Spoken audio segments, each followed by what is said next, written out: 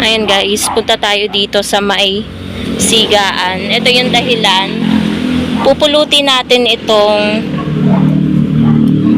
kahit madumi na, pupulutin natin. Bakit? Dahil about dito yung vlog natin. Ito ay tinapon ni Jowa kagabi.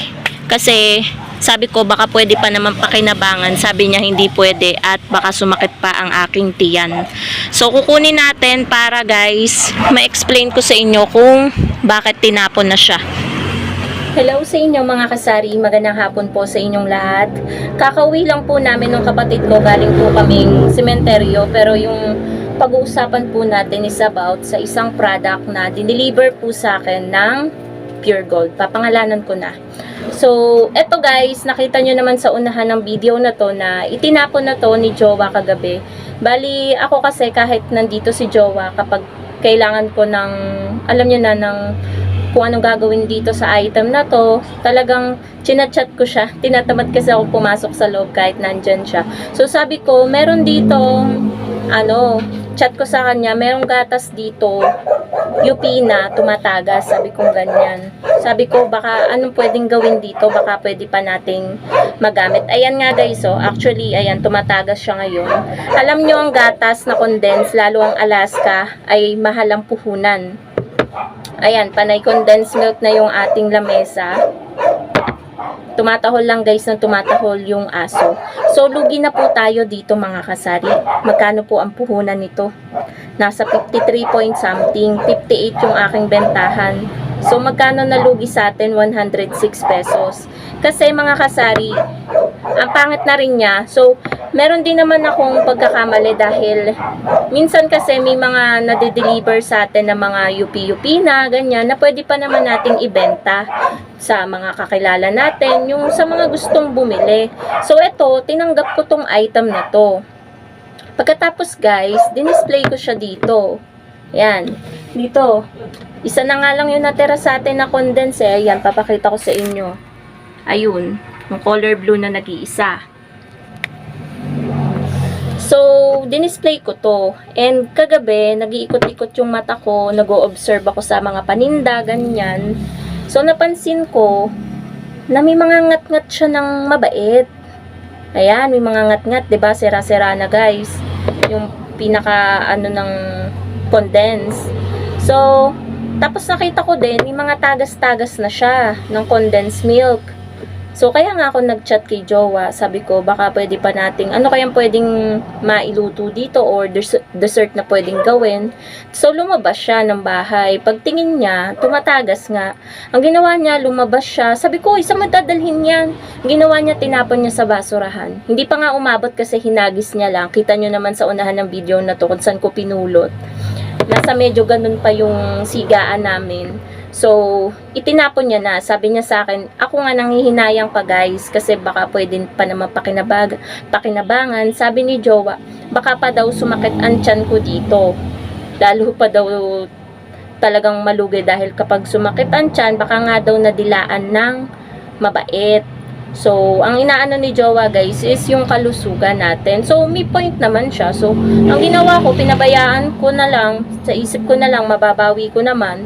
So, ang lesson dito mga kasari, kapag may delivery na mga ganitong yupi-yupi, ay wag po nating tanggapin. Ayan o, dineliver po yan sa akin ni Pure Gold, ng yupi-yupi po. Nagtaka nga ako nung dineliver to sa akin, gawa ng yupi-yupi nga.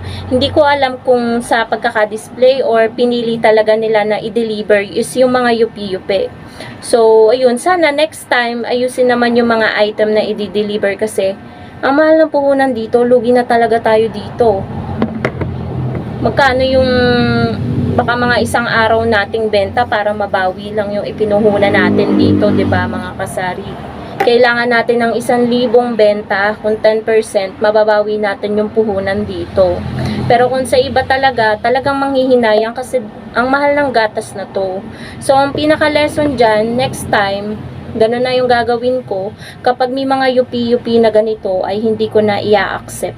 Isa sa uli ko talaga. So, ganyan ako guys, kapag meron akong naaano na mga item na hindi maganda, ay talagang sinasabi ko dun sa mga dun sa kay Sir Marcel na kumukuha ng order. Minsan, tulad nung nung nakaraan, yung plus apple, may butas siya, tapos yupi-yupi pa yung basa yung box ng plus. So, talagang nung Friday yon, matagal na siguro mga 2 months ago, talagang nung pagkuha niya ng order, nagpasensya ako sa kanya kasi nga, ako yung pinakaunang tindahan, 30 plus na tindahan yung pupuntahan niya. So, siya din yung nahirapan, pero hindi niya naman kasalanan yon nung naglalagay sa cart. Kasi yung item is hindi chinecheck kung okay ba or hindi. So, ayun, siya yung nahirapan, bit-bit niya hanggang dun sa pangalawang barangay na pupuntahan niya na tindahan. So, ayun, sana next time maayos na yung mga i-deliver. Kasi tayo, minsan, nag-ano din tayo ng konsiderasyon sa mga ino-orderan natin. Like nga na ganito, hindi ko naman alam na tatagas siya. Kahit yupe, is tinanggap ko para hindi na rin hassle. Diba minsan guys, napaka-hassle pa kung isasauli natin to. Ilang weeks pa bago mapalitan. Or minsan kailangan pa nating sadyain kahit wala tayong bibilihin. Mapalitan lang yung mga item na kailangan nating isauli, diba? So sana next time maayos yung pagde-deliver sa atin. Halos minsan, hindi lang sa mga delata sa mga ganito, nagkakaroon ng problem. Unang-una sa lahat dyan is yung mga condiments na nadi-deliver na butas na, like yung mga patis na pagkabaho-baho kapag tumagas pa sa mga ibang items, pupunasan pa natin yan isa-isa bago i-display, diba guys, napaka-hassle. Second is yung mga chichirya na walang hangin, diba, hindi na natin yun maibebenta kasi ayaw ni customer na durog-durog or butas, walang hangin yung chichirya. Third, yung mga biskwit natin, 'di ba? Pinapailalim, nilalagyan sa ibabaw ng mga delata. Fourth is yung mga hinahaluan, yung mga non-food, and then yung mga pagkain hinahalo, pinaghahalo. So ayun ay walang matinding pag-aaral sa pagpapackaging, ayun, sa pagbabagger. So, yun lang guys, ang aking hinanaing about dito. Talaga nangihinayang ako dito sa dalawang condense na to. Pero wala tayong magagawa. Kailangan nating sumunod kay Jowa para na rin sa ating kalusugan. Para hindi tayo magkasakit. Ayan nga guys, nagkaroon na ng mga condense itong ating table. And ganyan talaga kayupe yung dineliver sa akin. Sobrang yupe. Sa ibabaw wala siya.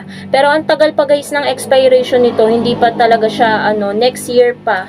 September siya, 2024. And then itong kabila is July 28, 2024. Hindi pa siya expired pero kailangan nating hindi na siya i-consume kasi baka kalusugan natin yung mag-suffer dito.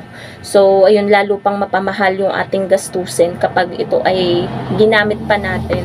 So, ito ay, ang UP niya is yung ibabaw. Ayan, kita nyo naman, hindi na siya circle. Pa-wave-wave na to. And then, dito sa ilalim, meron din siya. So, wag tayo masyadong manghihinayang sa mga ganito. Kung wala siyang butas at may mga ngat-ngat lang na ganyan, or yupi-yupi, pwede pa yan. Pero kapag may tumatagas na ganyan, tapos may kagat-kagat pa ng mabait, is wag na natin i-consume kasi baka magkasakit lang tayo mga kasari. So, yun lang mga kasari ang ating vlog for today. Ang pinaka-lesson nito, wag na nating tanggapin yung may mga yupi-yupi na, lalo na may mga butas na kasi malulugi lang tayo. Papalitan na lang natin. So, yun lang guys. Shoutout sa lahat na nagpapa-shoutout. Happy selling po sa inyong lahat. And God bless po. Bye guys!